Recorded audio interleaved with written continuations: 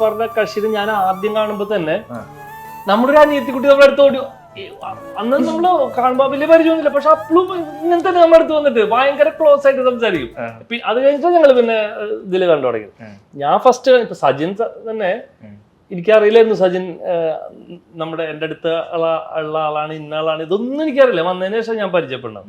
ആദ്യത്തെ പ്രാവശ്യം നമ്മൾ കുറച്ചൊന്ന് ഇതായിരുന്നു, അങ്ങനെ സംസാരം അതൊന്നും ഇല്ലായിരുന്നു.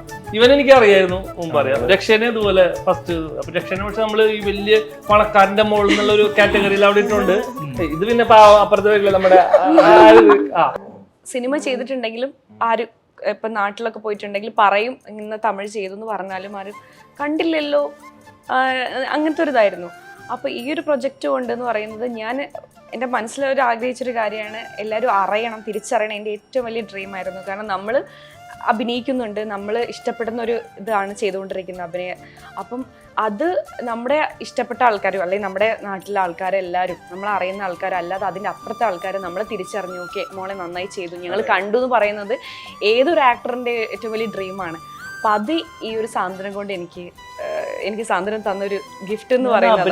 പഠിച്ച് അഞ്ജലിയായിട്ട് വേറെ ഗോപിക എന്ന് പറഞ്ഞിട്ടുള്ള വേറൊരു കുട്ടിയായിരുന്നു. രക്ഷയ്ക്ക് പകരം വേറൊരു കുട്ടിയായിരുന്നു. പിന്നെയാണ് അല്ല മറ്റേ കുട്ടി വന്ന് അഭിനയിച്ചിട്ട് പോയി. ഞങ്ങള് ചെയ്തിട്ടുണ്ട്. ആ കുട്ടി നന്നായിട്ട് ചെയ്തിരുന്നു, സൂപ്പറായിട്ട് ചെയ്തിരുന്നു. അല്ല ആ ചേട്ടൻ ആക്കിയത് കൊണ്ടാണ് പറഞ്ഞത്. ഇവിടെ ചിരിതൂകി കളിയടി കണ്ടെന്നുള്ള ഡാൻസ് ഉണ്ടായിരുന്നു, കൃഷ്ണൻ ഭക്തിഗാനം, അത് ഭയങ്കര ഹിറ്റായിരുന്നു. ആ ചെറുപ്പത്തിൽ ഇവള് ചെയ്ത അത് ഞാൻ ആ കുഞ്ഞുനാൾ ഇങ്ങനെ ഡാൻസ് ഒക്കെ കളിച്ചിട്ടുണ്ട്. ഞാൻ നിങ്ങളോട് പറഞ്ഞിട്ടുണ്ട്, എനിക്ക് എത്രയോ സ്റ്റേജിൽ എന്ത് കൊറേ പ്രാവശ്യം പറഞ്ഞിട്ട് എന്തായിരുന്നു ഓർമ്മയില്ലാത്ത. അപ്പൊ ഞങ്ങൾ ശ്രദ്ധിക്കാറില്ല. ഞാൻ എന്റെ എൻഗേജ്മെന്റിന്റെ സമയത്ത് ഞാൻ സാറിന്റെ അടുത്ത് പറഞ്ഞു വെച്ചിരുന്നു, ഇങ്ങനെ എനിക്ക് ജാൻ 21st 28th ഡേറ്റ് ഉണ്ടായിരുന്നു. അപ്പൊ 21st എന്റെ കല്യാണം വെച്ച് കഴിഞ്ഞാൽ ഇവർക്കൊന്നും വരാൻ പറ്റില്ല. ആ സമയത്ത് എന്തായാലും ഷൂട്ട് ഉണ്ടാവും. അപ്പൊ 28th ഞാൻ വെക്കാം, അപ്പൊ എല്ലാവർക്കും വരികയും ചെയ്യാം. അപ്പോൾ എനിക്കൊരു 5-6 വരെ എനിക്ക് ലീവ് തന്നിട്ട് ഞാൻ ഷൂട്ടിന് വരാം എന്നൊക്കെ പറഞ്ഞു വെച്ചിരുന്നതാണ്. അപ്പൊ അതങ്ങനെ തീർന്നുകൊണ്ട് അത്രേ ഉള്ളൂ. നിങ്ങൾക്ക് സ്പെഷ്യൽ പാർട്ടി എന്തെങ്കിലും കിട്ടിയായിരുന്നു? എന്തിന്റെയാ? ഇല്ല, കല്യാണത്തിന് 3 ദിവസം പാർട്ടി ആയിരുന്നില്ലേ? അല്ലാതെ നിങ്ങൾക്ക് സ്പെഷ്യൽ ടീം ബാച്ചിലേഴ്സ് പാർട്ടി എന്നൊക്കെ പറഞ്ഞു അതിന് ഇവരിങ്ങോട്ട് ഇറങ്ങണ്ടേ? ഇവരെവിടേക്കോ ട്രിപ്പ് പോയിക്കൊണ്ടിരിക്കല്ലേ? ആകാശത്തൊന്നും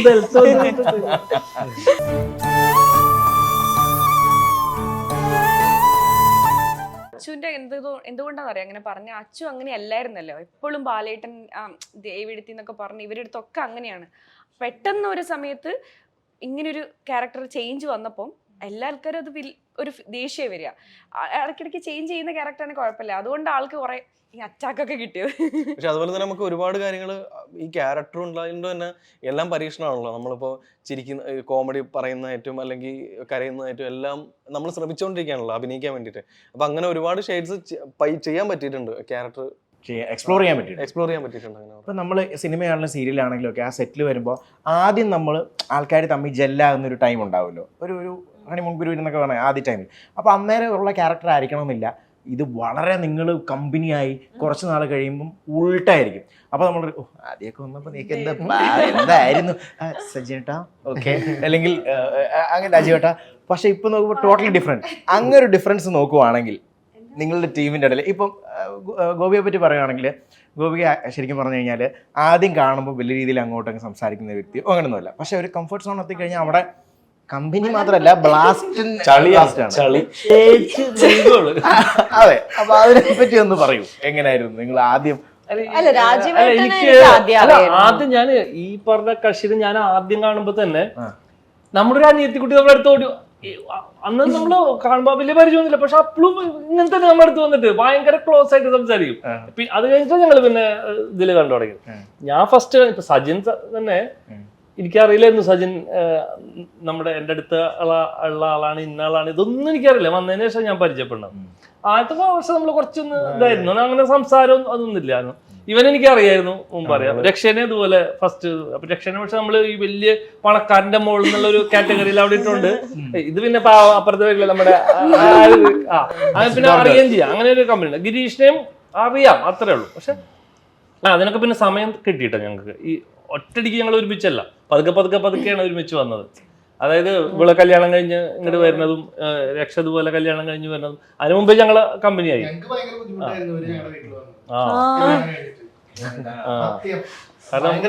ഒന്നാമത്തെ ശരിക്കും ഒരു വീട്ടില് നമ്മൾ വന്ന്, അതായത് ഇവരിരുന്ന റൂമിൽ നമ്മൾ ഇരുന്നു എന്നൊക്കെ പറഞ്ഞ് ഭയങ്കര പ്രശ്നമായിരുന്നു. ഞാനും അച്ചുവാണ് ഈ മുന്നേ ഈ റൂമിൽ ഇരുന്നത്, നിങ്ങൾ എന്തിനാ എന്തൊരു കഷ്ടം.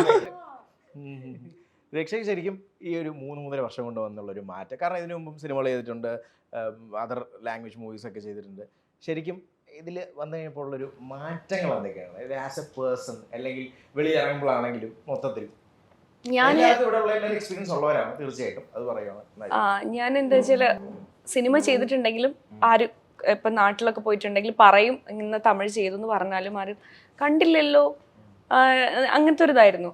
അപ്പോൾ ഈ ഒരു പ്രൊജക്റ്റ് കൊണ്ടെന്ന് പറയുന്നത് ഞാൻ എൻ്റെ മനസ്സിലൊരു ആഗ്രഹിച്ചൊരു കാര്യമാണ്, എല്ലാവരും അറിയണം, തിരിച്ചറിയണം. എൻ്റെ ഏറ്റവും വലിയ ഡ്രീമായിരുന്നു. കാരണം നമ്മൾ അഭിനയിക്കുന്നുണ്ട്, നമ്മൾ ഇഷ്ടപ്പെടുന്ന ഒരു ഇതാണ് ചെയ്തുകൊണ്ടിരിക്കുന്നത്, അഭിനയം. അപ്പം അത് നമ്മുടെ ഇഷ്ടപ്പെട്ട ആൾക്കാരും അല്ലെങ്കിൽ നമ്മുടെ നാട്ടിലെ ആൾക്കാരെല്ലാവരും, നമ്മൾ അറിയുന്ന ആൾക്കാരല്ലാതെ അതിൻ്റെ അപ്പുറത്തെ ആൾക്കാർ നമ്മളെ തിരിച്ചറിഞ്ഞു, ഓക്കെ മോളെ നന്നായി ചെയ്തു, ഞങ്ങൾ കണ്ടു എന്ന് പറയുന്നത് ഏതൊരു ആക്ടറിൻ്റെ ഏറ്റവും വലിയ ഡ്രീമാണ്. അപ്പം അത് ഈ ഒരു സാന്ത്വനം കൊണ്ട് എനിക്ക് സാന്ത്വനം തന്നൊരു ഗിഫ്റ്റ് എന്ന് പറയുന്നത്. പിന്നെ വേറൊരു കാര്യം എന്ന് പറയുന്നത്, നമ്മള് ഈ ഒരു ഇത് ഒരു സ്കൂൾ പോലെയാണ്. കാരണം നമുക്ക് എല്ലാതും ട്രൈ ചെയ്യാൻ പറ്റി. എനിക്കത് ചെയ്യാൻ പറ്റുമോ, ഇപ്പം ഞാൻ ദേഷ്യപ്പെടുമ്പോൾ അത് എങ്ങനെ എടുക്കും, അത് അവർക്ക് ഇവിടെ ശരി അങ്ങനെ പറയുകയാണെങ്കിൽ അത് ഓക്കെ, അത് അടിപൊളി എന്നല്ലേ നമ്മൾ ചെയ്തത് ഓക്കെ ആയിട്ടുണ്ട്. അപ്പം അങ്ങനെ ഓരോരോ കോമഡി ചെയ്താലും ദേഷ്യപ്പെട്ടാലും എല്ലാവരും അത് ആ സമയത്ത് ആൾക്കാർ ഇഷ്ടം അന്ന് നീ പറഞ്ഞപ്പോൾ എനിക്ക് ഇഷ്ടപ്പെട്ടില്ല എന്നൊരു മെസ്സേജ് ഇപ്പം ചില കമൻറ്റിലൊക്കെ നമുക്ക് കാണാൻ പറ്റില്ല. അപ്പം എനിക്ക് ചെയ്യാൻ പറ്റുമെന്നുണ്ടായിരുന്നു, പക്ഷെ അത് ഇവിടെ വന്ന് പഠിക്കാൻ പറ്റി. സത്യം പറയുകയാണെങ്കിൽ ഒരുപാട് എക്സ്പ്ലോർ ചെയ്യാൻ പറ്റി. അതാണ് സാന്ത്വനം കൊണ്ട് എനിക്ക് എൻ്റെ ഒരു ഡ്രീം എല്ലാവരും അറിഞ്ഞു, എല്ലാവരും സ്നേഹിച്ചു തുടങ്ങി. നമ്മളെ കാണുമ്പോൾ എല്ലാവരും ഹഗ് ചെയ്യുന്നു. ആൾക്കാർ വന്നിട്ട് നാട്ടിൽ വന്നിട്ട് ഇപ്പം ഒന്നും ചോദിക്കാറില്ല എന്ന് ചെയ്യുന്നു. അയ്യോ ഇന്നലെയും കണ്ടു, ഇനി നിങ്ങൾ അയ്യോ കഴിഞ്ഞെന്ന് പറയുമ്പോൾ സങ്കടമാണ്. ഇപ്പൊ എല്ലാവർക്കും മിസ് ചെയ്യുന്നു പറയുമ്പോൾ, ഒരാൾക്ക് നമ്മളെ മിസ് ചെയ്യാന്ന് പറയുമ്പോൾ നമ്മൾ എത്രത്തോളം ഭാഗ്യം ചെയ്ത ആൾക്കാർ. കാരണം നമ്മളെ സ്നേഹിക്കുന്നതുകൊണ്ടാണല്ലോ, അവർക്ക് ഇഷ്ടപ്പെടുന്നതുകൊണ്ടാണല്ലോ. ആ കഥാപാത്രത്തെ ഇഷ്ടപ്പെടുക എന്ന് പറയുന്ന ആ ഒരു ഇത് ചെയ്യാൻ പറ്റി ഈ സാന്ത്വനത്തിലൂടെ. അച്ഛനാണെങ്കിലോ ലൈക്ക് ഇതിലൂടെ വന്ന ഒരു മാറ്റം? കാരണം എനിക്കറിയാം 2 വർഷം മുമ്പ് ഒക്കെ നമ്മൾ സംസാരിക്കുമ്പോഴും അച്ഛന് ചെറുതായിട്ടൊരു ടെൻഷൻസ് ഒക്കെ ഉണ്ടായിരുന്നു ആ സമയത്ത് ഇത് ചെയ്യുമ്പോഴും.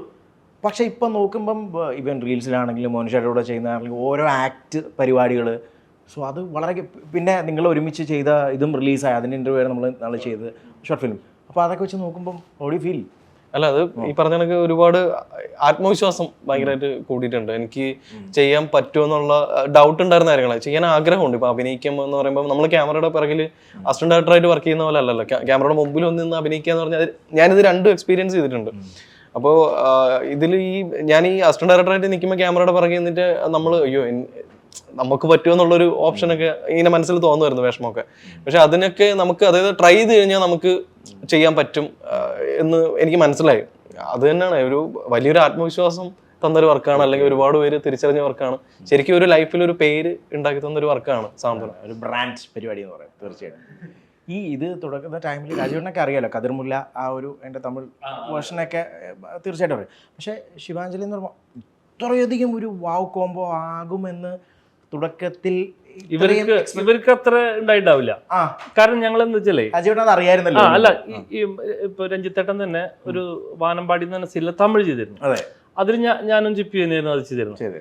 അതിന്റെ റൈറ്ററാണ് ഈ കതിർമുല്ല, മറ്റേ പാണ്ഡ്യൻ സ്റ്റോഴ്സിന്റെ റൈറ്റർ.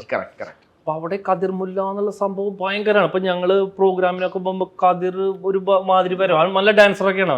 അവൻ വന്ന് ഭയങ്കര സ്റ്റൈല്. അത് ജസ്റ്റ് ഓപ്പോസിറ്റ് ആയിട്ട് ഇവൻ ഇത്രയും റീച്ച് ആയിട്ടും ഇവന് ആ ഇതില്ല. അവരിത്തിരി ഒരു ഇതുണ്ട്, ഞാനൊരു സെലിബ്രിറ്റി എന്നുള്ളൊരു സാധനം ഉള്ളിലുണ്ട്. നമ്മളിങ്ങനെ നോക്കിയിരിക്കും. ഒരു റിഹേഴ്സൽ, ഡാൻസ് ഒക്കെ റിഹേഴ്സൽ, അവൻ വന്നിട്ട് ചുച്ചു 2 സ്റ്റെപ്പൊക്കെ അടിച്ച് അവൻ പഠിച്ച് അവർ വേമ്പൂ, നമ്മളെ ഇരുന്ന് പഠിക്കേണ്ടത്. അപ്പോ അത് ഭയങ്കര റീച്ച് ആയിരുന്നു അവർക്ക്. അപ്പൊ നമുക്കറിയാം ഈ സാധനം റീച്ച് ആവുന്നു, പക്ഷെ അതിന്റെ ഇരട്ടി റീച്ചാണ് ഇവർക്ക് കിട്ടിയത്. സത്യം പറഞ്ഞാല് ഈ സീരിയൽ ഇൻഡസ്ട്രിയിൽ അതൊരു ഭയങ്കര ഭാഗ്യമുള്ള ഒരു പേരാ. ഈ ഇങ്ങനത്തെ ഒരു കതിർമുല്ല എന്നുള്ള ഈക്വൽ ശിവാഞ്ജലി എന്ന് പറഞ്ഞ സാധനം കൊണ്ട് കയറി കത്തി ഇവരൊക്കെ കോളേജിലെ പിള്ളേരൊക്കെ വന്നിട്ട് നമ്മളെ കണ്ടു നിൽക്കാം. നമ്മള് നോണ പറയണല്ലോ. ഞാൻ വേറെ ആളെ പറ്റി പറയുമ്പോൾ എനിക്ക് അനുഭവം ഉള്ളതല്ല പറയാം. എനിക്കറിയാം അവിടെ കോളേജിലെ പിള്ളേർ ഞാൻ വെച്ചു ഇവര് ടൂർ വന്ന ആൾക്കാർ. അപ്പൊ അല്ല എപ്പോഴാ ഷൂട്ട് കഴിയാ ഇവരെ കാണാൻ വേണ്ടിട്ട്. എനിക്കൊന്ന് അരുവിക്കര എവിടെയോ ഷൂട്ട് നടക്കുമ്പോ രാത്രിയിലെ അവിടെ ഷൂട്ട് നടക്കുന്ന സമയത്ത് കോളേജ് പിള്ളേര് വന്നിട്ട് കാണാൻ വേണ്ടി നിൽക്കാന്നൊക്കെ പറഞ്ഞാൽ അത് വലിയൊരു സംഭവമല്ല. ഇനാഗ്രേഷൻസ് പരിപാടികള് ഇന്നോഗ്രേഷന് പോകുമ്പോ ഞങ്ങൾ തന്നെ പേടിക്കും. ആൾക്കാരെ കാണുമ്പോ ഇത് വേറെ എന്തെങ്കിലും പരിപാടി ഇവിടെ നടക്കുന്നുണ്ടോ, നമ്മുടെ പരിപാടിക്ക് തന്നെയാണോ? അയ്യോ അത് ഭയങ്കര സ്നേഹം അവരുടെ. ഭയങ്കര നമ്മളൊന്നും ഒരിക്കലും വിചാരിച്ചിട്ടില്ല. കോളേജ് പിള്ളേർ എല്ലാ ആൾക്കാർക്കും വന്നിട്ട് ഈ പ്രണയം എന്നൊക്കെ പറയുമ്പോ ഇവര് രണ്ടുപേരും ചെയ്യും വേറൊരു ചെറിയ കുട്ടികൾ വരെ നോക്കിയിരിക്കും. ഞാനൊക്കെ ഇവർക്കൊക്കെ എങ്ങനെയാ അല്ല അങ്ങനെ ഉണ്ടല്ലോ. ഇഷ്ടം എന്ന് പറഞ്ഞാൽ ആദ്യം ഇഷ്ടമല്ല എന്ന് പറഞ്ഞിട്ട് തുടങ്ങുന്ന ഇഷ്ടത്തിന് ആ ഒരു ഒരു ട്രെൻഡ് ഉണ്ട് അതിന്. ആദ്യം എനിക്ക് വേണ്ടപ്പാ എന്നൊക്കെ പറഞ്ഞിട്ട് പിന്നെ അങ്ങനെ ഒരു സംഭവം. അത് അങ്ങനെയല്ലേ പതുക്കെയല്ലേ ഇവരെങ്ങനെ വന്നത്. വലിയ ദേഷ്യപ്പെട്ട് രണ്ടുപേരും അടിപൊളി പിന്നെ പതുക്കെ ഓരോ സ്റ്റെപ്പിലേക്ക് ഭയങ്കര. പിന്നെ സാർ ആണെങ്കിലും സീൻസ് എഴുതുമ്പോഴൊക്കെ അഭിനയിപ്പിക്കുമ്പോഴും ഭയങ്കര മൈന്യൂട്ട് ആയിട്ടാണ് സാർ എപ്പോഴും പറയും. സട്ടിലായിട്ട് ചെയ്യണം, ഓവറായിട്ട് എല്ലാം സ്നേഹം അങ്ങനെയല്ല.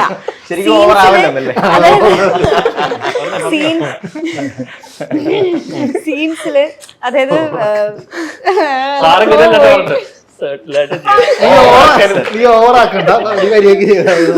കുറച്ചിട്ട് ചെയ്താൽ അമ്മ പറഞ്ഞാൽ തെറ്റാ. ഇവര് തമ്മിലുള്ള കോംബോ ശരിക്കും ഇവിടെ വന്നപ്പോ തന്നെ എനിക്ക് മനസ്സിലായത്. കാരണം ഓരോരുത്തരും നമ്മളിങ്ങനെ സംസാരിക്കും അജോട്ടാ നമ്മൾ ആദ്യമായിട്ടാണ് എന്നൊക്കെ പറഞ്ഞപ്പോഴത്തേക്കും എവിടുന്ന് കോപിയ ഓ ജാടാ അപ്പൊ ആ ഒരു റാപ്പ് നമുക്ക് ശരിക്കും മനസ്സിലായി. It's like more like A home. അല്ല സാർ എപ്പോഴും ഇങ്ങനെ പറയാറുണ്ട് ഓരോ സീൻസ് ചെയ്യുമ്പോഴും സൂക്ഷിച്ച് ചെയ്യണം. കാരണം ഇഷ്ടമല്ലാത്തതിൽ നിന്ന് ഇഷ്ടാവുന്ന രീതിയിൽ വരുമ്പം പെട്ടെന്ന് അങ്ങോട്ട് ഫുൾ എക്സ്പ്രസ് ചെയ്ത് കഴിഞ്ഞാൽ പിന്നെ ഒന്നുമില്ല ചെയ്യാൻ. പിന്നെ ഒരുപോലെ ഇത് മെല്ലെ മെല്ലെ ആ ഒരു ഇഷ്ടക്കേടുന്ന് ഇഷ്ടാവുമ്പോഴാണ് അത് കാണാനും ഒരു രസം എന്ന് പറഞ്ഞാൽ സാർ എപ്പോഴും പറയാറുണ്ടായിരുന്നു. അതിനൊരു അഴകും കൂടുതലാണ്, അതിന് വ്യൂസും കൂടുതലായിരിക്കും. അവർക്ക് അത് അക്സെപ്റ്റ് ചെയ്യാൻ കുറച്ചുകൂടി ഇൻട്രസ്റ്റഡ് ഏരിയ ആയിരിക്കും അല്ലേ. ഇപ്പൊ ഇതിനകത്ത് ഇപ്പൊ എന്തൊക്കെ സീരിയലാണ് എന്തൊക്കെ ആക്ടിങ് എന്ന് പറഞ്ഞാലും ഇതിനകത്ത് ആക്ച്വലി വൈഫായിട്ട് ക്യാരക്ടർ ചെയ്യുന്നു. അപ്പോൾ എപ്പോഴെങ്കിലും ഏതെങ്കിലുമൊക്കെ സമയത്ത് വൈഫ് തങ്ങളെടുത്ത് നിങ്ങൾ തമ്മിൽ നല്ല കമ്പനിയാണെന്ന് എനിക്കറിയാം പറഞ്ഞിട്ടുണ്ടോ ഇങ്ങനെ എപ്പോഴെങ്കിലും? ചില സമയത്തൊക്കെ പറയണ്ട അധികം ഓവറായിട്ട് ചെയ്യണ്ടൊക്കെ പറയാറുണ്ട്. എന്റെ അടുത്ത് അച്ഛനും പറയാറുണ്ട് ഞാൻ വരുന്നുണ്ട് ഇനി ലൊക്കേഷനിൽ. അല്ല നമ്മുടെ സീൻസ് അങ്ങനത്തെ ആയിരുന്നു. തീർച്ചയായിട്ടും അതെ. അപ്പൊ അങ്ങനെ ക്യാരക്ടർ ഡിമാൻഡ് ചെയ്യുന്നതുകൊണ്ട് അതെ അപ്പൊ അങ്ങനെ പറയണ്ട അധികം ഓവറായിട്ട് ചെയ്യണ്ട, ഇത്ര റൊമാൻറ്റിക് ഒന്നും അല്ലല്ലോ അങ്ങനെ. അതാണ് റൊമാൻറ്റിക് അല്ലല്ലേ? അത്ര റൊമാൻറ്റിക് ഒന്നും അല്ല. ഒന്ന് ഒരു ഓഡിയോ കോൾ വിളിച്ചിട്ട് അല്ല റൊമാൻറ്റിക് ആണ് പക്ഷെ അത്ര ഓവർ അല്ല. അല്ല അല്ലേ ആണ് പക്ഷെ അല്ല റൊമാൻറ്റിക് ആരാന്ന് ചോദിച്ചു കഴിഞ്ഞാൽ ആരായിരിക്കാം? ശരി എപ്പോഴും വാഴന്റെ പക്ഷെ ഇടി കിട്ടാത്തത് അതിനെ പറ്റി അറിയില്ല. ഇടി കുറെ കിട്ടാറുണ്ട്. ഒരുപാട് റൊമാൻസ് കൊണ്ട് നടക്കുന്ന ഒരു മനുഷ്യനാണ്. സത്യം. ആ റീല് ചെയ്യുന്നതാണെങ്കിലും അങ്ങനത്തെ പാട്ടുകൾ വെച്ച് പക്ഷെ ദാറ്റ്സ് ഫോർ എ കണ്ടന്റ്. അത് വേണല്ലോ. അതെ ഒന്നും പറയാനില്ല. അതാ പക്ഷെ എനിക്ക് തോന്നുന്നു നിങ്ങളുടെ ഇടയിലുള്ള റൊമാൻസ് അല്ലേ അവരുടെ ഫീൽ അതാണ്. എന്നോട് ഏറ്റവും കൂടുതൽ റൊമാൻസ് കാണിച്ചിട്ടുള്ളത് ചേട്ടൻ അല്ല അങ്ങനെയല്ല ഒന്നുമില്ല. No comments. ഓക്കെ നമ്മള് ഈ സീരിയൽസ് ഒക്കെ കാണുമ്പോൾ നമ്മൾ സിനിമയിലെ തന്നെ മെയിൻ ആക്ടേഴ്സ് ഒക്കെ ഉണ്ടാവുമല്ലോ, സീനിയർ ആയിട്ടുള്ള ആക്ടേഴ്സ്. അവര് ചിലപ്പോൾ നമ്മുടെ സീരിയൽ കണ്ടിട്ട് എവിടെയെങ്കിലും വെച്ച് കാണുമ്പോൾ കണ്ടിട്ടുണ്ടോ അടിപൊളിയാണെന്ന് പറയുമ്പോൾ കിട്ടുന്നൊരു സുഖം വേറെ ലെവലാണല്ലോ അല്ലേ? അങ്ങനെ ഇപ്പം സജിൻ്റെ ഒക്കെ ലൈഫിൽ ആണെങ്കിലും ഇപ്പോൾ ലാലേട്ടനെയൊക്കെ കാണാൻ പോയ ഇൻസിഡൻ്റ് ഒക്കെ ഞാൻ ഇപ്പോഴും ഓർക്കുന്നുണ്ട്. പക്ഷേ എനിക്ക് നമ്മുടെ ഇൻ്റർവ്യൂവിൽ ഒന്നും പറഞ്ഞിട്ടില്ല എങ്കിലും. അപ്പോൾ അങ്ങനെ ഒരു ഇൻസിഡൻറ്റ് ഉണ്ടായിട്ടുണ്ടെങ്കിൽ ഏതായിരിക്കും ഒരു നമ്മൾ ഒരു വാവ് ഫാക്ടർ എന്ന് കരുതുന്ന ഒരു ആക്ടർ നമ്മുടെ അടുത്ത് പറഞ്ഞിട്ടുണ്ടെങ്കിൽ, അല്ലെങ്കിൽ ഏതെങ്കിലും ഒരു ആക്ടർ നമ്മളുടെ അടുത്തൊരു കമൻറ്റ്? ഇല്ല അങ്ങനെ നമ്മള് അങ്ങനെ വിചാരിക്കുന്ന ആൾക്കാരൊന്നും പറഞ്ഞിട്ടില്ല. പക്ഷെ സീരിയൽസ് ഒക്കെ ചെയ്യുന്ന ഒരുപാട് ആൾക്കാരുടെ അടുത്ത് പറഞ്ഞിട്ടുണ്ട് നിന്റെ പോലത്തെ ഒരു ക്യാരക്ടർ ചെയ്യണം എന്ന് ഭയങ്കര ആഗ്രഹമുണ്ട്, ശിവന്റെ പോലത്തെ ഒരു ക്യാരക്ടർ കിട്ടാൻ ഇപ്പോഴും ആഗ്രഹിക്കുന്നുണ്ട്. അല്ലെങ്കിൽ അതായത് ലീഡ് റോൾ ചെയ്തിരിക്കുന്ന ആൾക്കാർ തന്നെ എൻ്റെ പ്രായത്തിലുള്ള അല്ലെങ്കിൽ എന്നെക്കാളും ആ ഒരു ഏജ് ഗ്രൂപ്പിലുള്ള ഒരുപാട് പേര് പറഞ്ഞിട്ടുണ്ട് ശിവന്റെ പോലത്തെ ഒരു ക്യാരക്ടർ കിട്ടിയത് ഭാഗ്യമാണ്, ഞങ്ങളൊക്കെ അങ്ങനത്തെ ഒരു ക്യാരക്ടറിന് വേണ്ടിയിട്ട് വെയിറ്റ് ചെയ്തുകൊണ്ടിരിക്കണേന്നൊക്കെ പറഞ്ഞിട്ടുണ്ട്. അപ്പം നമുക്കും ഉള്ളിൽ ഓക്കെ ആ ഭാഗ്യമാണ് ഇത് എന്നുള്ളത് തോന്നിയിട്ടുണ്ട്. അത് നമ്മുടെ ഒരു ഭാഗ്യം. എന്താ പറയാ, അത് നമ്മളെ ചിപ്പി ചേച്ചിയുടെ അടുത്തും രഞ്ജിത്തേട്ടൻ്റെ അടുത്തും ആദിത്യൻ സാറിൻ്റെ അടുത്തും ഒക്കെ ഇപ്പോഴും അത് നമ്മുടെ ഉള്ളിലുണ്ട്. ആ ഒരു എപ്പോഴും ഇത് പറഞ്ഞപ്പോഴാണ് ചിപ്പിനെ പറഞ്ഞല്ലോ കേട്ടോ. ചിപ്പി ഇവര് ഓഡിഷന് വന്നിട്ട് രഞ്ജിത്തേട്ടൻ പറഞ്ഞു എന്റെ ശിവനാണ് ഇരിക്കണേന്ന് പറഞ്ഞു ഇവനൊക്കെ. അപ്പൊ പുള്ളിയുടെ മനസ്സിൽ അത്രയ്ക്കും ആ സാധനം ഡയറക്ടർക്ക് ഇല്ല. അന്ന് വേറെ ഡയറക്ടറായിരുന്നു. അപ്പൊ പുള്ളിക്ക് അത് പുള്ളിയുടെ മനസ്സിൽ ഇപ്പൊ ഒന്നാമത് ലുക്കും ഇതൊക്കെ അന്ന് പിന്നെ ഒരു റഫ് ലുക്ക് ഉണ്ട് എപ്പോഴും. അപ്പൊ പുള്ളിക്ക് അത് ഇഷ്ടമായിരുന്നു. പക്ഷെ രഞ്ജിത്തേട്ടൻ പറഞ്ഞു എന്റെ ശിവനായിട്ടായിരിക്കണേന്ന് പറഞ്ഞു. അല്ല അത് 100% പുള്ളി അത് അത്രയും പുള്ളിക്ക് അത് ഓക്കെ ആ ക്യാരക്ടർ അത്രയും മനസ്സിലുണ്ട് പുള്ളിയുടെ മനസ്സിൽ. പിന്നെ അത് ആദ്യം കൂടി വന്നപ്പോ അതിന് വേറൊരു ഇതായി. കാരണം സത്യം നമ്മളിപ്പോ ഈ ഇരിക്കുന്ന എല്ലാവർക്കും അതിന് ഒരുപാട് താങ്ക്സ് പറയാനുണ്ട് ആദ്യനോട്. കാരണം പുള്ളിയുടെ മനസ്സിൽ ഈ സാധനം ഇങ്ങനെ കിടന്ന് പുള്ളി ഓരോ നിമിഷവും ഇതിനിങ്ങനെ ഡെവലപ്പ് ചെയ്തുകൊണ്ടിരിക്കുകയാണ് ഈ സാധനം. ഞങ്ങൾക്ക് ലാസ്റ്റ് പറ്റിയൊരു എന്താ വെച്ചാല് ക്ലൈമാക്സ് ആയപ്പോഴേക്കും പുള്ളി ഇല്ലാണ്ടായതാണ്. അല്ലെങ്കിൽ ഈ ക്ലൈമാക്സ് ഈ ഒരു ലെവലല്ല, വേറെ ലെവലിലേക്ക് പുള്ളി എത്തിച്ചത്. കാരണം എനിക്കൊക്കെ അറിയാം എപ്പോഴും അവിടെ ഒരു മാവുണ്ട്, മാവിൻ്റെ ഉള്ളിൽ നിന്നിട്ട് പുള്ളി ഇതിനെപ്പറ്റി ഇങ്ങനെ ചിന്തിച്ചുകൊണ്ടിരിക്കും. തീരാൻ പോണെന്ന് വിഷമമുണ്ട്, ഓക്കെ. പക്ഷെ എന്നാലും ഇത് എങ്ങനെ കൊണ്ടുപോകണം, നിർത്തണമല്ല. എപ്പോഴും ഭയങ്കര വർക്കഹോളിക്കാ. എപ്പോഴും ഇത് മാത്രമേ ഉള്ളൂ തോട്ട്. എഴുതുക, ഒരു സീൻ ഷൂട്ട് ചെയ്തോണ്ടിരിക്കുമ്പോ അടുത്ത സീൻ എഴുതും. അങ്ങനെ സാർ ഓരോ ക്യാരക്ടേഴ്സ് ഇപ്പൊ ശിവനായാലും കണ്ണനായാലും അപ്പു ആയാലും അഞ്ജലി ലൈഫ് കൊടുത്തത് നമുക്കൊക്കെ എന്ത് നമ്മള് ഈ സീരിയലിൽ നമുക്ക് കിട്ടിയിട്ടുണ്ട് അതിലൊരു ഒരു 55-60% പുള്ളിയുടെ കോൺട്രിബ്യൂഷൻ. കാരണം നന്നായിട്ടുണ്ട്. നമ്മൾ അതില്ലാന്ന് ഒരിക്കലും പറയാൻ പറ്റില്ല. അങ്ങനെ ഒരു ഡയറക്ടർ ഉണ്ട്, ഇല്ലാന്നല്ല പറയണത്, കുറവാണ്. കാരണം പറ്റില്ല. ഈ അറിയാലോ ഇപ്പൊ എഴുതി അപ്പൊ തന്നെ ഷൂട്ട് ചെയ്ത് അപ്പൊ തന്നെ പോണ സാധനത്തിന് ഇത്രയും ഒരു ഇത് ഒന്നുകൂടി മാറ്റി ചെയ്യുക, അതൊക്കെ അങ്ങനത്തെ ഒരു സമയമൊന്നും കിട്ടാറില്ല. പക്ഷെ നമുക്കൊക്കെ അതൊക്കെ ഭാഗ്യം ചെയ്ത ഒരു ഗ്രൂപ്പിൽ അതാണ് പറഞ്ഞത്, നല്ലൊരു പ്രൊഡ്യൂസർ നല്ലൊരു ഡയറക്ടർ നമുക്ക് അങ്ങനെ ഒരു ഗ്രൂപ്പിൽ ചെയ്യാൻ പറ്റിയത് ഭയങ്കര ഭാഗ്യം. അതെ, ഇത് ഓരോ ആൾക്കാർക്ക് ആ കഥാപാത്രത്തിനൊക്കെ എവിടെ വെച്ചിരിക്കുന്നത്. അത് ആദിത്യ സാറുടെ ആ ഒരു ഇതില്ലേ, ആ ഒരു ക്യാരക്ടർ ഇങ്ങനെയായിരിക്കണം, അവരുടെ എല്ലാം കൊണ്ട് ഇങ്ങനെയായിരിക്കണം. നമുക്ക് എന്തെങ്കിലും ഒരു ചെറിയ കാര്യങ്ങളിൽ ആദിത്യ സാറായാലും രഞ്ജിത്ത് സാറായാലും രണ്ടുപേരും കൂടെ ഇങ്ങനെയായിരിക്കണം എന്നുള്ളത് ഡിസ്കസ് ചെയ്ത് ശരിക്കും പറയുകയാണെങ്കിൽ ഞങ്ങൾക്കൊക്കെ ഞങ്ങളെ കഥാപാത്രം ഇങ്ങനൊരു ഇത് തന്നത് തന്നെ ആദിത്യ സാറിൻ്റെയും അതുപോലെ നല്ലൊരു പ്രൊഡ്യൂസർ സാറെ ഞങ്ങൾക്ക് അതാണ് ഭയങ്കര മിസ് ചെയ്യുന്നത്. കാരണം സാറ് ഇത് ഞങ്ങളിത് ചെക്ക് വരാണ്ട് അതൊക്കെ നന്നായിട്ട് അതെ നൈസായിട്ടല്ലേ അതാണ് നല്ലതായിട്ട് മിസ് ചെയ്യുന്നുണ്ട്. ഞാൻ പറഞ്ഞില്ലേ മറ്റേത് അങ്ങനെയല്ല. 3-ാം തീയതി 4-ാം തീയതി ഒക്കെ ആകുമ്പോ ഒരു ഡീപ് സൗണ്ട് വരും. അതിലേക്ക് പോയിട്ടില്ല. കാരണം പെർഫെക്റ്റ് കാസ്റ്റിംഗ്, എല്ലാവർക്കും അതത് ക്യാരക്ടർ ചെയ്തത്. പിന്നെ സാറ് ഇങ്ങനെ ആസ്വദിച്ച് ഇങ്ങനെ ഡയറക്ട് ചെയ്യുന്ന കാണുമ്പോൾ നമ്മൾ വിചാരിക്കും ഇങ്ങനെ ഇരിക്കുമ്പോ വേറെ എവിടെ ഉണ്ടാവും. സാർ ഭയങ്കര എൻജോയ് ചെയ്തിട്ടായിരുന്നു. എൻജോയ് ചെയ്തിട്ട് പിന്നെ അത് വർക്ക് ചെയ്യാൻ അല്ലേ. അതെ, അതുപോലെ തന്നെ ഇപ്പം അതർ ലാംഗ്വേജ് മൂവീസ് ഒക്കെ ആണെങ്കിൽ പോലും ഞാൻ ഓർക്കുന്നുണ്ട് പണ്ടത്തെ ഇന്റർവ്യൂ ഏതോ ആ സമയത്ത് നോക്കിയതാ.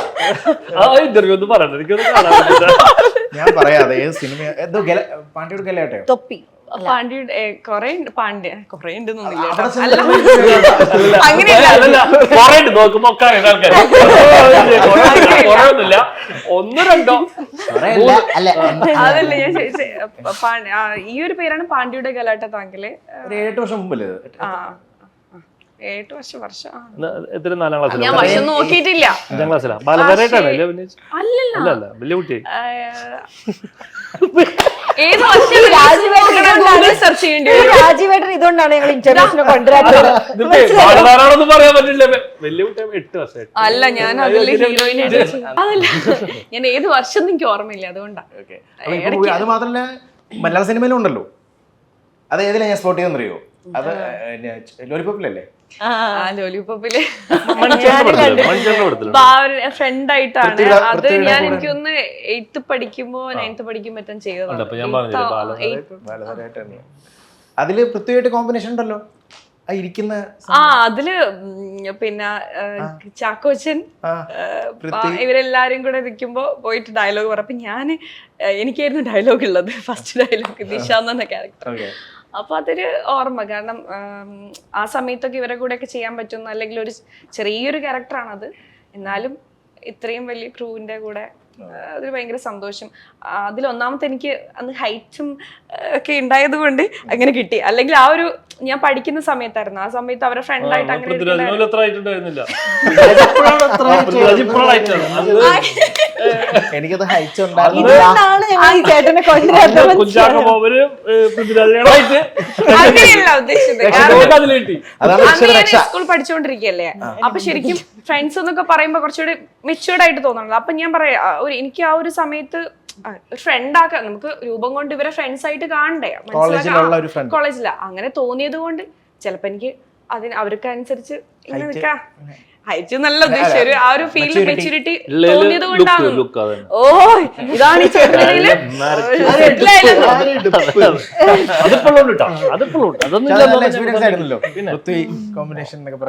അല്ല ഞാന് ഭാവനയും അവര് ചക്കുച്ചൻ അവരൊക്കെ നമ്മള് ഇങ്ങനെ ചെറുപ്പത്തിലേ ഇങ്ങനെ കണ്ട് ആയി നല്ല രസം. അവരുടെ അതൊക്കെ നമുക്ക് ആരാധിക്കുന്ന ആൾക്കാരല്ലേ അവര്. ചക്കോച്ചനെ തന്നെ പറഞ്ഞത് ചെറുപ്പത്തില് കണ്ടോണ്ടിരിക്കുന്നത്. ഞാനൊന്നും പറയുന്നില്ല, എന്തിനാ ചോദ്യം ചോദിച്ചത് എനിക്കൊന്നും മനസ്സിലായില്ല. ഇതിൽ തന്നെ ഞാൻ ഇത് കളിയൊക്കെ പറയാം. അല്ല, ആ റിച്ച് ആയിട്ടുള്ള ഇപ്പൊ ഒരു തമ്പിയുടെ മകളുടെ സാധനത്തില് ഇവര് കുറെ പേരെ നോക്കിട്ട് തന്നെയാ വന്നത്. 2-3 കുട്ടികൾ ആദ്യം വേറെ ലൊക്കേഷനിൽ വേറെ കുട്ടീനെ സെലക്ട് ചെയ്തിരുന്നേ, ഇവളും ആയിരുന്നില്ല. അഞ്ജലി ആയിട്ട് വേറെ ഗോപിക എന്ന് പറഞ്ഞിട്ടുള്ള വേറൊരു കുട്ടിയായിരുന്നു. രക്ഷയ്ക്ക് പകരം വേറൊരു കുട്ടിയായിരുന്നു. പിന്നെയാണ് അല്ല മറ്റേ കുട്ടി വന്ന് അഭിനയിച്ചിട്ട് പോയി. അഞ്ജലിയുടെ ഞങ്ങള് ചെയ്തിട്ടുണ്ട്. ആ കുട്ടി നന്നായിട്ട് ചെയ്തിരുന്നു, സൂപ്പർ ആയിട്ട് ചെയ്തിരുന്നു. അല്ല ആ ചേട്ടനെ ആക്കിയത് കൊണ്ടാന്ന് പറഞ്ഞു. അല്ല എന്നെ സപ്പോർട്ട് കണ്ടില്ലേ, അവരൊന്നും ശരിയായിട്ടാണ് ഞങ്ങൾ വന്നത്. കഷ്ടപ്പെട്ടിട്ട് എടുത്തത് ഇവര് അഭിനയിച്ചൊന്നും ശരിയാവുന്നില്ല. പിന്നെ എന്താ വെച്ച് കഴിഞ്ഞാല് കോവിഡ് ഒക്കെ ആ കുട്ടിക്ക് നല്ല വർക്ക് കിട്ടി. അതെ അതെ അതെ ചേട്ടൻ ഇങ്ങനെയാണ് അത്ര സുഖം കിട്ടിയില്ല. പിന്നെയാണ് ഇവിടെ വന്നത്. ഞങ്ങള് രണ്ടുപേരും ആ കുടുംബത്തിലേക്ക് കിട്ടിയതിന് കുടുംബത്തിന്റെ ഐശ്വര്യം. ഇതൊന്നും ഇപ്പൊ സിനിമയുടെ കാര്യമൊന്നും ഞങ്ങളോട് പറഞ്ഞില്ലല്ലോ. ഒരാളുണ്ടല്ലോ വന്നോട്ട് തുടങ്ങിയത് ബാലേട്ടന്റെ കഥ പറയാറില്ല. രക്ഷ അതൊന്നും ഇപ്പോഴാണ് ഞാൻ ഇതൊക്കെ അറിയണത്. അഭിനയിച്ചു സത്യം രക്ഷ അങ്ങനെ ഞാൻ സിനിമയിൽ അങ്ങനെ അഭിനയിച്ചൊന്നും രക്ഷ ഒന്നും പറഞ്ഞു അഭിനയിച്ചെന്നൊക്കെ അറിയാം, സിനിമയൊക്കെ ചെയ്തതെന്ന് അറിയാം, സീരിയൽ ചെയ്തതെന്നൊക്കെ അറിയാം.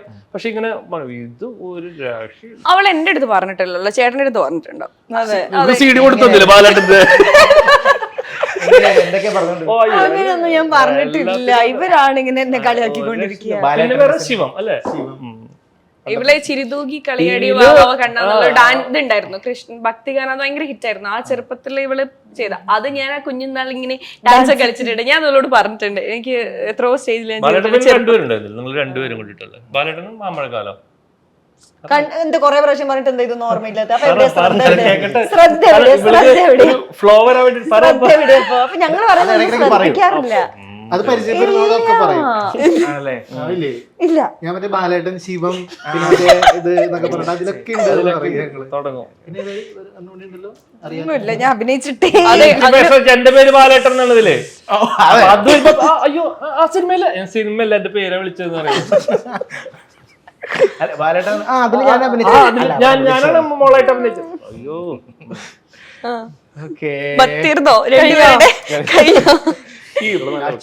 റീൽസ് ചെയ്യുമ്പോഴും അല്ലെങ്കിൽ അങ്ങനെയുള്ള കോണ്ടന്റ്സ് സ്റ്റോറീസ് ഒക്കെ മേക്ക് ചെയ്യുമ്പോൾ അതിന്റെ ഭൂരിഭാഗം കമന്റിലും മെൻഷൻ ചെയ്യുന്നതാണ് ഈ ഒരു ആക്ടറുമായിട്ട് സംബന്ധിച്ച് ഉണ്ട്, അല്ലെങ്കിൽ ഒരു സ്റ്റൈല്. അത് അച്ചു പോലും അറിഞ്ഞുകൊണ്ട് ചെയ്യുന്നതല്ല, ബട്ട് സ്റ്റിൽ അതിനെപ്പറ്റി ബാലേട്ടാ ഞാൻ ഒരു വർഷം പറഞ്ഞപ്പോ പറഞ്ഞു ചേട്ടാ എന്നോട് അത് പറയരുത്, എനിക്ക് ഇഷ്ടമല്ല എന്ന് പറഞ്ഞിട്ടുണ്ടാവും എന്നോട്. അതല്ല എന്നെപ്പറ്റി അങ്ങനെ പറയരുത്. അല്ല എനിക്ക് ആരെങ്കിലും നല്ലതാന്ന് പറഞ്ഞാൽ തന്നെ എനിക്ക് ഭയങ്കര ചമ്മല, അത് കേൾക്കാൻ തന്നെ ഒരു ചമ്മലുണ്ട്. എടാ നീ നന്നായിട്ട് ചെയ്തിട്ടുണ്ടെന്ന് പറഞ്ഞാൽ തന്നെ എനിക്ക് അതാണ് എന്റെ വളർച്ചയുടെ ഫസ്റ്റ് ഒക്കെ ഇവൻ അങ്ങനെ പറയില്ല, അങ്ങനെ കാണിക്കില്ല. അപ്പൊ ഞങ്ങൾ വിചാരിക്കും ഇവൻ എന്താ ഇങ്ങനെ പറയുന്നത്. പിന്നെ മനസ്സിലായി ഇവന് ചമ്മലോ പ്രശ്നമായതുകൊണ്ടാണ്. എളിമ പിന്നെയും അപ്പൊ ഓവറാക്കി എളിമയായിട്ടല്ല, അങ്ങനെ ഒരാള് ചെയ്യുന്ന പോലെ ചെയ്യുന്നു എന്ന് പറയുന്നത് കേൾക്കാൻ ഇഷ്ടമില്ലായിട്ടാണ്. അങ്ങനെ പക്ഷെ എന്നിട്ട് അവൻ ചെയ്യുന്നുണ്ട്. ഞാൻ പറഞ്ഞു. ആ, പക്ഷെ അത് അവൻ അറിയാണ്ട് വരുന്നതാണ്. പക്ഷെ നമ്മൾ പറയുമ്പോഴാണ് അവൻ അയ്യോ ഇതും അങ്ങനെ തന്നെ ആയോ എന്ന് തോന്നുന്നു. പിന്നെ അതില് കുറെ തുടക്കത്തിലുള്ള കുറെ സീക്വൻസ് മൊത്തം ദിലീപേണ്ണൊക്കെ ഒരുപാട് സിനിമകൾ ചെയ്തിട്ടുള്ള കുറെ സീക്വൻസ് ഉണ്ട്, സീൻസ് വരെ. അതായത് ഈ നമ്മുടെ കല്യാണരാമനില് രാത്രി അവരുടെ വീട്ടിൽ ഈ നവ്യ നായർ അവരെല്ലാവരോട് വരുമ്പോഴത്തേക്കും പുള്ളിക്കാരൻ ഈ മൂത്രമൊഴിക്കാൻ വേണ്ടി പോകുന്നതിന് ഇവരെ കണ്ടിട്ട് ഇങ്ങനെ പൊത്തിട്ട് ഓടുന്നില്ലേ, എനിക്ക് അതേപോലെ സീക്വൻസ് ഉണ്ട്. അതുപോലത്തെ ഉള്ള സീക്വൻസുകൾ കുറെ ഉണ്ട്. അപ്പൊ ഇവരൊക്കെ ചെയ്തങ്ങ് ഹൈപ്പിൽ വെച്ചേക്കുന്ന സാധനങ്ങളാണ് ഇതൊക്കെ. അപ്പൊ നമ്മള് എങ്ങനെ ചെയ്താലും അങ്ങനെയൊക്കെ ആവും. പിന്നെ ഇൻസ്പിറേഷൻ ആണ്. പിന്നെ പറയുന്നുണ്ട് ഇപ്പൊ ദിലീപേണ്ണ പോലെ അങ്ങനെ തോന്നുന്നുണ്ടെന്നും അങ്ങനെ ഉണ്ടെന്നൊക്കെ പറയുന്നത് ഭയങ്കര സന്തോഷമാണ്. ശൈലികൾ ഏകദേശം ഒരുപോലെ ആവാം. അല്ല കുറച്ചുകൂടി അനായാസമായിട്ട് അഭിനയിക്കുന്നതുകൊണ്ടായിരിക്കാം അങ്ങനെ അത് വരുന്നത്. സ്ട്രെസ് ഫ്രീ ആ ആയിട്ട് പറയാം. ഇവന്റെ ഉള്ളില് ഇതാണ് ഞാൻ പറഞ്ഞ എല്ലാ സാധനങ്ങളും ഉണ്ടല്ലോ. പിന്നെ അത്യാവശ്യം എല്ലാ കാര്യങ്ങളും അറിയാം. ഇതിന്റെ കാര്യങ്ങളൊക്കെ പഠിക്കുന്നുണ്ട്, പഠിച്ചുകൊണ്ടിരിക്കുന്നുണ്ട്. ആ അപ്പൊ അതൊക്കെ ആയിരിക്കാം.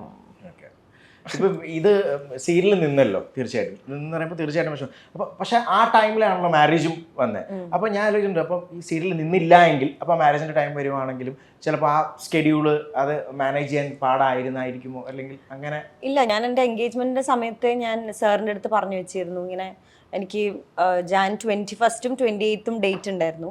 അപ്പൊ 21st എൻ്റെ കല്യാണം വെച്ച് കഴിഞ്ഞാൽ ഇവർക്കൊന്നും വരാൻ പറ്റില്ല. ആ സമയത്ത് എന്തായാലും ഷൂട്ട് ഉണ്ടാവും. അപ്പൊ 28th ഞാൻ വെക്കാം, അപ്പൊ എല്ലാവർക്കും വരികയും ചെയ്യാം. അപ്പൊ എനിക്കൊരു 5-6 വരെ എനിക്ക് ലീവ് തന്നിട്ട് ഞാൻ ഷൂട്ടിന് വരാം എന്നൊക്കെ പറഞ്ഞു വെച്ചിരുന്നതാണ്. അപ്പൊ അതങ്ങനെ തീർന്നുകൊണ്ട് അത്രേ ഉള്ളൂ. നിങ്ങൾക്ക് സ്പെഷ്യൽ പാർട്ടി എന്തെങ്കിലും കിട്ടിയായിരുന്നു? എന്തിന്റെയാ? ഇല്ല, കല്യാണത്തിന് തന്നെ 3 ദിവസം പാർട്ടി ആയിരുന്നില്ലേ? അല്ലാതെ നിങ്ങൾക്ക് സ്പെഷ്യൽ ടീം ബാച്ചിലേഴ്സ് പാർട്ടി എന്നൊക്കെ പറഞ്ഞു കിട്ടിയിട്ടില്ല. അതിന് ഇവരിങ്ങോട്ട് ഇറങ്ങണ്ടേ, ഇവരെവിടേക്കോ ട്രിപ്പ് പോയിക്കൊണ്ടിരിക്കല്ലേ. പക്ഷെ എന്റെ ഷൂട്ടിന്റെ സമയത്ത്, സീരിയൽ ഷൂട്ടിന്റെ ടൈമിൽ എന്റെ കല്യാണം. അപ്പൊ എനിക്കാണ് എവിടെയും പോവാൻ ഒന്നും പറ്റാഞ്ഞത്. ശരി, അവള് ഷൂട്ട് അവളുടെ കല്യാണം കഴിഞ്ഞ് കുറച്ച് ദിവസം കഴിയുമ്പോ തന്നെ അവള് ജോയിൻ ചെയ്തു. അതെ, നേരെ പോയത് പെട്ടെന്ന് കല്യാണം കഴിഞ്ഞാ ഇനി പെട്ടെന്ന് തന്നെ 4-5 ദിവസം കഴിഞ്ഞിട്ട് തന്നെ ലൊക്കേഷനിലേക്ക് പോവാലോ. അടുത്ത ഷെഡ്യൂൾ. അതെ, ഭയങ്കര ബിസി. എല്ലാരും നോക്കുമ്പോ തിരക്ക്. അതുകൊണ്ട് വീട്ടിൽ നിൽക്കേണ്ടി വന്നില്ലല്ലോ, മുങ്ങാലോ ഇടയ്ക്കിടയ്ക്ക്. ആ കാര്യത്തിൽ ലക്കിയാണ്.